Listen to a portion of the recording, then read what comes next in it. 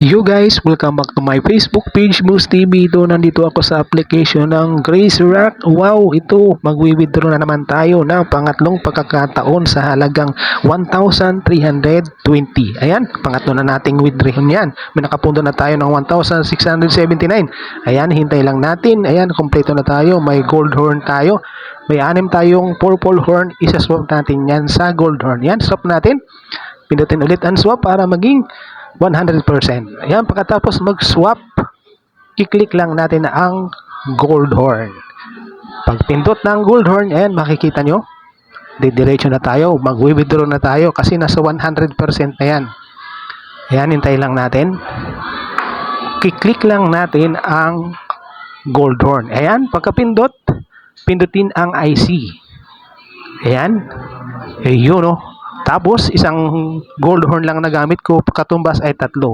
Pipindutin natin ang withdraw. Ayan. Ganyan lang mag-withdraw kapag kumpleto na. Pindot ang withdraw.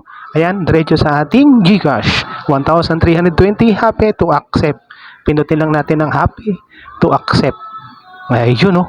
Ayos na. Ay, di babalikan natin to after 3 minutes at 8 hours. Pag gising yan. Ayan natin. Ayan na nga, balikan na lang natin.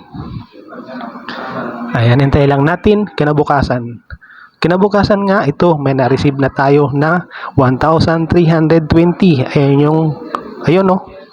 Ayan yung mga record ko ng aking withdraw sa pangatlong pagkakataon. Kaya may withdrawin pa tayo na 1,000 pesos. Pakita ko lang ang aking withdraw na dumating galing sa Crazy Rock. Ayun, no? You have received 1,320. Ayos na ayos. Legit na legit.